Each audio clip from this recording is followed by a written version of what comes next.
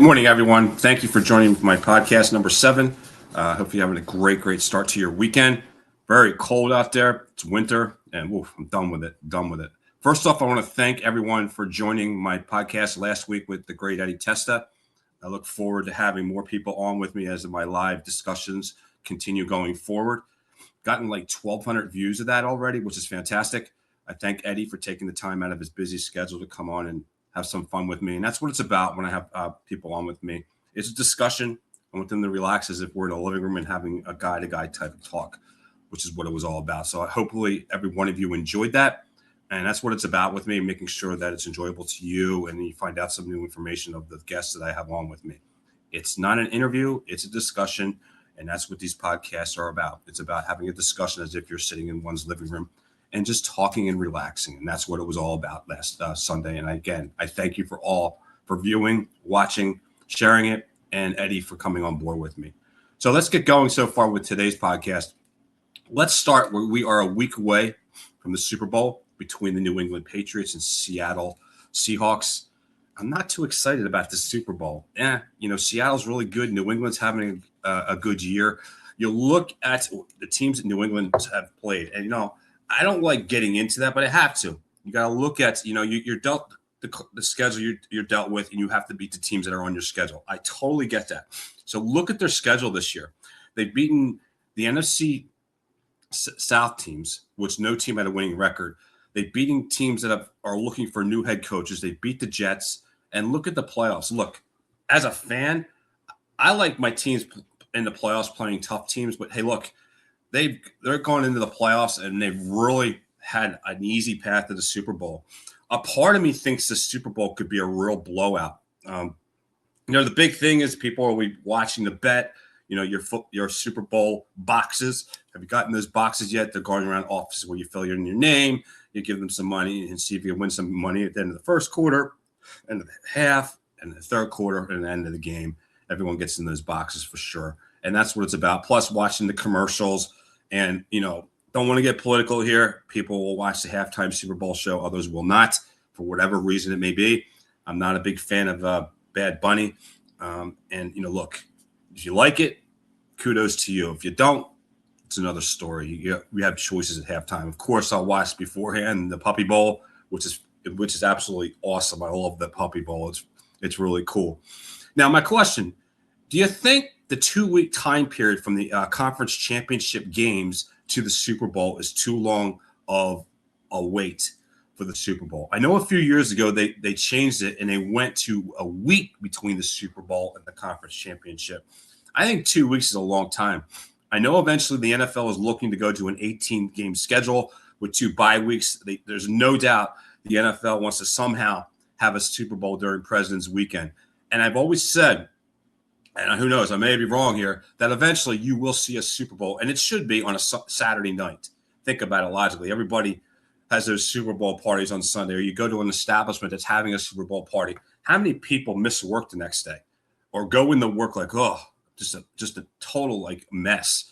The Super Bowl eventually should be on a Saturday, and that's what I tell some people, look, these Saturday games that you see on prime time at the end of the year and also playoff games are just test runs by the NFL.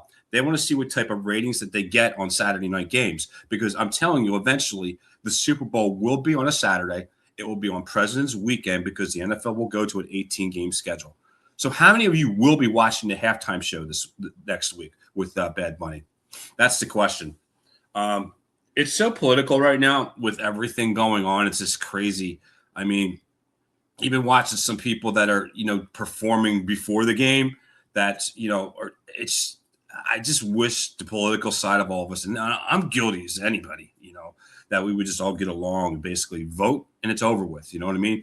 This avenue here, I love it to death. But it can be a real negative to people as well, too. The Eagles hired their offensive coordinator. It wasn't their first choice. It wasn't their 5th choice. It was probably their 10th choice. They hired Sean Mannion, quarterback coach with the Green Bay Packers. Sound familiar a little bit? Remember Andy Reid? He was a quarterback coach under Paul Holmgren in the Green Bay Packers. He was Brett Favre's quarterback coach. Remember when the Eagles named him head coach as a quarterback coach. Should be interesting with the new OC, what he does with the team, but he wasn't their first, second, third, or fourth choice for sure. And there's many reasons why a lot of these offensive coordinators didn't want to come to Philly. It could be the quarterback. It could be the head coach. It could be a lot of things. It's crazy how long it took the Eagles to find the OC and why none of the big names wanted to come. I get a lot of them that are successful go on to be head coaches elsewhere, which – that happens when you're a good team and you're in the playoffs and you win the Super Bowl, for example, like the Eagles did last year. Think about it. Jalen Hurts has had different coordinators since he was in college every year, which is crazy, absolutely crazy. He's going to have another one this year he's going to have to work for. Will the Eagles three-peat as an NFC East champion? Get this. There had not been a repeat NFC East champion since 2003 and 4 when the Eagles did do that.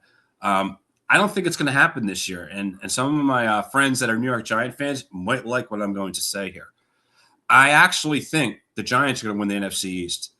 I just think John Harbaugh is an incredible coach. And let's be real here. The Giants have some good young talent. And look, they're going to have a good draft. They're going to be in the top 5, top 10 in the draft, picking this time around. And you got a coach like Harbaugh who just wins. He just knows how to coach. He knows how to get the best out of his players. I know he only won one Super Bowl in 18 years at Baltimore, but the guy wins. The guy produces competitive teams, and the Giants got a good coach there. I'm a fan of the Harbaughs, both Jim and John. I watched John this Wednesday on a podcast, and just the guy is just a winner. He's a winner, and the Giants got themselves a winner. And you know what? It benefits the NFC East. I'm all about the NFC East going back to the way it was in the late 80s and early 90s when all 4 of the teams were competitive.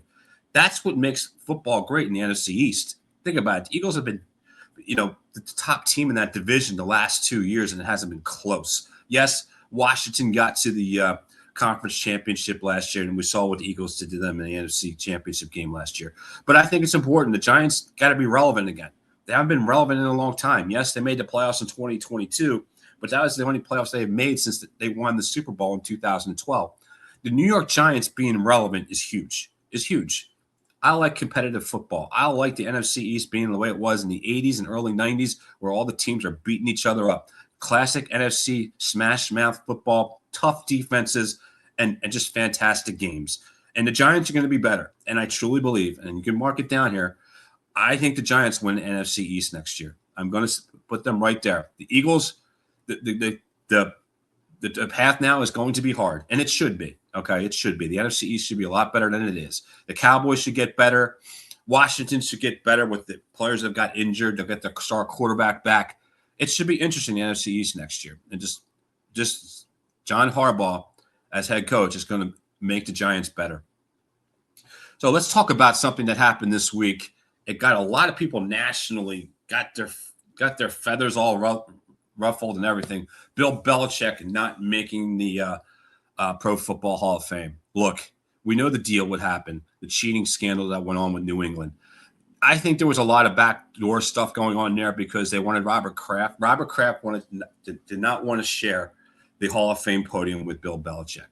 If you want to talk about cheating, look, Bill got fined. Robert Kraft got fined double. He paid a fine. Tom Brady got suspended. If they're trying to set a mark, okay, he's going to get into the Hall of Fame. If you're going to do that to Bill Belichick, then you need to do that to Tom Brady and also Robert Kraft because they were part of the cheating. All 3 of them were. Robert Kraft admitted to it by paying the fine that he paid. I believe the fine was $500,000 to him, and Belichick it was $250,000. I believe Brady was suspended for a couple games. All 3 of them were involved with that. Okay. The bottom line, if you're going to send a statement to Belichick like you're not getting in on the first ballot, then look, you need to send a statement to Brady. The only quarterback all time that I think is even close to Brady or better than Brady is Joe Montana. Look, Tom's won 6 Super Bowls with New England. He's a great quarterback, but he was part of that scandal too. Robert Kraft, great owner. Look, New England's back in the Super Bowl again. He was part of that cheating too. And it affected the Eagles in the Super Bowl when they played New England in 2004. I will never say that cheating won the game for New England. There are a lot of things that happened in that game that the Eagles could have won that game, and they just didn't do things to win the game. And then part of me thinks, if you're not cheating, you're not trying hard enough. To be honest with you, if you're going to, if we're going to eventually put Bill Belichick in the Hall of Fame and Tom Brady and Robert Kraft that were part of numerous cheating scandals in the NFL, then you also, in another sport, baseball, need to put Pete Rose in. You need to put Barry Bonds in and Roger Clemens in. Bottom line, you can put asterisks to all their names if you want to, but all those people I just mentioned, those athletes, belong in the Hall of Fame. Barry Bonds was going there way before he started using. The bottom line why he used, and I'm not making excuses, but the bottom line why he used, if you remember that home run season with Mark McGwire and Sammy Sosa, that annoyed Barry Bonds. It annoyed him. I'm not saying that he should have done what he did, but look, the guy hit the most home runs ever. I don't care if he used or whatever. You still got to hit the ball. You still got to hit a 98-mile-an-hour fastball, whatever. They belong in the Hall of Fame. They belong. If you want to put asterisks next to their name, go for it. I mean, I'm sure there's stories about plenty of people that are in the Hall of Fame of any sport right now, what they did. We just don't hear about it because of different reasons. The media's more sophisticated nowadays. And this avenue right here, social media. It's funny. We hear about social media, and I heard this on a podcast, and it's true. It's not social, and it's not media. That's a great point. It isn't social, it isn't media. Just think, even when we talk about politics, how nasty we all get to each other, how we hide behind a computer screen like this and a keyboard and act like we're tough. Even with the screen names, is it really that same person? Are you hiding in mommy and daddy's basement being real tough? Social media is great. I love it for this, but it can be bad too. Think about it. It's growing up as a kid, being picked on in the playgrounds. There's bullying going on in social media in this avenue, which is crazy. And look at what we've done to each other with politics. It's insane. It's absolutely insane. So some of the Super Bowl prop bets that are out there, some interesting ones. I actually wrote these down this morning. Last year this ended, but the team that scored last in the Super Bowl, the prop bet was 19-0 going into last year. Last year it didn't happen because Kansas City scored last, but if you remember that Super Bowl, it was a complete blowout. So that's a prop bet that the team that scores last wins the Super Bowl. That prop bet is 19-1. Before last year, it was 19 straight that the last team that scored won the Super Bowl. Another prop bet, which is interesting, is first play of the second half. Will it be a run or a pass? And if you think about it logically, when you make those halftime adjustments and winning games is about winning in the line of scrimmage and in the trenches, the first play generally is a running play. That's what I would, and that's what I heard on the prop bets when they were talking about this week, is usually it's a running play. Another prop bet, will the first play in the Super Bowl to start the game be a pass or a run? Look, everybody wants to establish the run. You hear that all the time at all levels of football. A team is a team going to run the ball first? It's a good point, right? Real good point. So a couple of the prop bets out there they're interesting. There are so many of them. There's one out there where how long is the national anthem going to be played for? If you can pull them up on your apps, you can go to the sports books, the casinos. There's prop bets beyond imaginable out there. It's just crazy, absolutely crazy. Let me just pull up something here for you guys. Just want to put this here. I'm doing production as well as I'm going to put this there. Be nice, guys. I appreciate you when you watch here. I scrolled if you wanted to come on board with me. That'll always go on the bottom of the scroll thing there. Also, to get on my YouTube page, subscribe to my YouTube page. Real easy to get to. It's right there. Very important. It helps me out because YouTube gives me a lot of benefits once I get a certain number of subscribers, because eventually I'd like to do my thing on YouTube and try to connect it to my other social media outlets. That goes with Instagram. I have to have a certain amount of followers in order to go live on Instagram. So the whole key is I need numbers, and let's be real here. And then these outlets give me some benefits for getting those numbers because let's be real here. They're about numbers. It's like any business. They're about numbers. If you're generating numbers and viewerships to their platforms, excuse me, they give you, they help you out. And that's very important. So let's get into some other topics.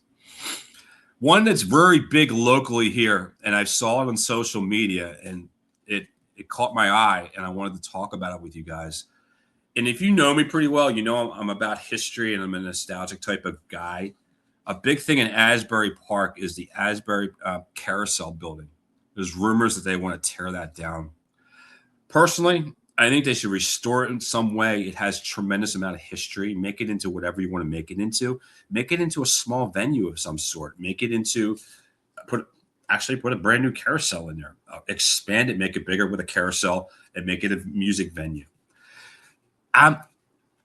It has history to it. Look, I'm not originally from here, but I heard stories about numerous things, and a lot of people don't like what's going on with Asbury Park now with the building of the condominiums and all that other stuff. Look, it's all about money. It's all about generating and making a shore town better. But look, history is important too. We can't forget about history, and I'm a real fan of it. This carousel building, just restore it. Make it what it is. If you restore it and make it attractive and make something out of it, you're going to get people going to that. Make it another music venue. Put a big carousel in it and use it. It has history. Tearing it down, I think it's going to hurt a lot of people's memories. And I'm behind the folks that don't want it to be torn down. It's history. Restore history. Grasp it. Remember it. Make it better. I'm all for them not tearing it down. It's just do something with it. I mean, music's huge in Asbury Park. Let's get John Bon Jovi. Let's get Bruce. Look, Bruce, how about doing that constructive and helping save Asbury is being the spokesperson of let's save the carousel. You got your career started in Asbury Park, going to the Pony. That carousel is a lot of history for a lot of people. Restore it. Just restore it. So are you folks sick of winter yet? Oh, dear Lord. I tell you, my complex, right? They plowed it, but I could not get into it until yesterday where they finally replowed it. And look, you pay when you pay for snow removal, they need to remove the snow so you can park. I couldn't really park in my development. I had to park on the outer edge of the development, basically not illegally, but it wasn't a space. I created a space on the side. So yesterday, finally put a memo out yesterday morning on Thursday afternoon, yesterday morning, telling everybody clear their cars, move them out 11 o'clock around and plow. Should have done that on Monday or Tuesday after the storm. Finally did that. Finally got a parking spot. It's just, I am so over the snow. I know a lot of you out there like the Four Seasons, and kudos to you. I can't stand it. I'm dealing right now with sinus crap. My back is killing me. My hip is a mess. Just chilling around and just dealing with the cold. I had that seasonal depression a few years ago, and it's crazy. Maybe I need one of those vitamin D lamps. I don't know. I'm all about spring, summer, and all that other stuff. I'm just done with winter. Give me some nice sunshine with some nice warm weather. I'm all for that. And, hopefully it'll warm up. We're done with the snow. I'm sure we're going to have a few more snowstorms because it hasn't been this cold in a long time. Also going on in Philly, this is for all my Philadelphia friends. If you remember New Year's Day, the string bands decided that they weren't going to compete with their costumes and all their props and all that other stuff because it was too windy. Boy, they picked the wrong day today. Boy, it is cold. They're doing it today at the link. Like I said, when they canceled back on New Year's Day, they should have waited till warm weather and do it right along that whole area, and you would get people coming to watch it. Who in their right mind? And I love the Mummers. I love them. It's a rich Philadelphia tradition. It goes back a long way. It's something that defines Philly in so many ways. And if you've never been to the parade, it's a great thing. And the best part about it is if you get to the after parade at 2 Street, the after parade, it's great. The neighborhood opens up, bars open up, houses open up. It's like a big party. They should have put it in warmer weather. This is where the city had a lot to say to do with it. And it's all, the corporate sponsorships and all that other stuff. they would have gotten more people at it if it was a little bit warmer. I mean, they're going to have the diehards going there rooting for their certain bands that they follow there, but it's going to be cold. Who wants to sit in the link in this weather today? God bless them, all those that are doing it. And hey, the Mummers are a great thing. I'm a huge fan of the string bands. They're fantastic. But, man, it is just too cold to be sitting on a chair at a stadium with a wind going across there too. Going to be a tough one. I know they're showing it on TV on a tape delay tonight at 8 p.m. It's a great thing, but I wish they would have just changed it to a warmer date than today. A lot more colder today than it was on New Year's Day. Also tonight, if you are a pro wrestling fan, which I am and have been for quite a long time since I was a kid, I still watch Raw. I still watch, all the shows. I always have. It just I'm a fan of it big time. WWE Royal Rumble is in Riyadh, Saudi Arabia. That's today at 2:00 on the East Coast. That's a time difference in Saudi Arabia. I believe it's a 6-hour time difference. They're 6 hours ahead of us. The annual WWE Royal Rumble. Also, last night, I got to give kudos out to the Villanova men's basketball team. Kevin Willard's got them playing good basketball, man. They are 16-5. Last week, they played UConn in a great game. They wound up losing in overtime. They gave UConn a battle. Villanova appears they're going to be making the NCAA tournament, which is fantastic. And Willard's a great coach. He did a great job at Seton Hall, and he's doing a wonderful job with Villanova in his first year on the main line. 16-5 is nothing to sneeze at, and Villanova should be breaking if they put some wins together into the top 25. I start watching college basketball right about now in February. You got the Super Bowl, then there's like a lull, okay? And I start getting ready for March Madness and start watching a lot of the teams because now you're in the heart of conference play in a lot of college basketball, and March Madness is only a month away. It's like a lull if you're a sports fan because football season's over. They're in the heart of NHL and the NBA, which will be coming to a break soon for their all-star games, which we'll get into that in a second about professional all-star games. And then you have, if you're a stock car fan, NASCAR fan, the Daytona 500. I believe there's a race tomorrow. Daytona is one of the preliminary races. And I believe next week, or is it the week? Actually, it's the week after. It's the week after the Super Bowl is the Daytona 500, which is the granddaddy of NASCAR. And then you have spring training with baseball. So there is a law of a time period there.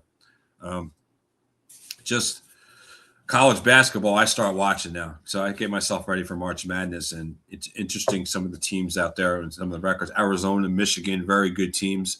And, I'm a big fan of March Madness. It's one of my favorite times of the year. It's, think about it. A lot of people take off through their pools or brackets. Take off a half day, go home, go to your establishment and watch some of the games. I do that usually as well. As then I prepare for the start of the Major League Baseball season, which hopefully this year I make the pilgrimage down to Citizens Bank Park for the Phillies home opener. I always would go to the home opener. I have not done that the last few years since COVID. Hopefully this year I do that. One of these years I also want to do those fantasy camps. You see those? I watched the Phillies. They presented their fantasy camp this week, showing Ruben Amaro and Larry Boa and a few other of the old-time players that play with the Phillies. They volunteer their time at these fantasy camps, which are pretty cool. It brings the guys that had this dream. We always had those dreams in our sleep, or we're in the park of being a professional athlete. It gives you that time for a week or two to play in some games, work out, and getting practice with guys that have played in the major leagues, or sometimes some of the guys that are already in the league come out and do some of their coaching with the folks that are at this camp. Looks pretty cool to me. One of these times I would like to partake in that. And, I have a lot of stuff I think about, like going to different sports venues that I've never been to, because it's just sports nostalgic. Me loving sports. Like I always want to get to the Rose Bowl. Just seeing pictures of the picturesque view of the mountain ranges at Pasadena, and that stadium is right there. Is just unbelievable. Seeing that live has to be absolutely unbelievable. Also, I have to take a visit to South Bend, go to the Notre Dame game. Look, I'm not a Notre Dame fan, but there's a lot of rich history there at South Bend and Notre Dame Stadium. Just seeing some of these old sports venues, even Wrigley Field in Chicago, Fenway Park in Boston, they've restored those a lot. Look, they have history. That's going back to that carousel building in Asbury. Wrigley Field has history. Notre Dame Stadium has history. The Rose Bowl Stadium has history. They restore these places, and I'm all about restoring history and not forgetting about history. History is important, and we should restore that. And I don't care if it's a sporting venue or if it's the Asbury Park Carousel building. Don't just destroy it and think it's going to go away, because it's a lot of history there, lots of history. Today, lots of college basketball, NFL. What do they call it now? The Pro Bowl, touch football. A lot of guys backing out of it. I'm not a big fan of these pro all-star games. They're bogus to me. They're a waste of time. The NFL makes theirs like a touch football game. Who is going to watch it? I think they put it on a Tuesday night. Remember, it used to be the Pro Bowl from Hawaii. It would be on Sunday. And we watched that. It was just never – there was rules. There was really no defense. If you look at these all-star games, which ones are really worth watching? I mean, baseball, they try to make the winning league that wins. They give the team that wins that league pennant. If, let's say your National League wins the All-Star game. If you're in the National League and you make the World Series, then you get the home field. They tried to make the games mean something. They don't mean anything. Have you ever watched the NBA All-Star game? It's like a track meet. It's like, let's see what team could possibly score 200 points in a game. NHL, same thing. It's like, oh my goodness, they don't check, they don't hit. It's these all-star games in pro sports, in my opinion, are the biggest waste of time and a joke. And the NFL, touch football, who wants to watch that? It's obvious the players don't want to go and partake in that. A lot of players are backing out. Just look at Sanders from Cleveland. He's going to replace one of the quarterbacks that's not playing in it. I'm just not a fan of it. And I used to watch them just because to get my football fix in. I'm not going to watch it. It's what are you watching? You're watching touch football? Come on. It's just a waste of time. So Super Bowl, we're a week away. We're looking at Seattle and New England. Is it going to be a game? A part of me thinks this could be a blowout. Seattle is really good. Look, I'm going to give New England their props. They're well coached. They're there, but I don't think they're on the same level as Seattle. Seattle has got a great defense, and they can score points. And I just have a feeling that, remember those Super Bowls back in the 90s that were over by halftime?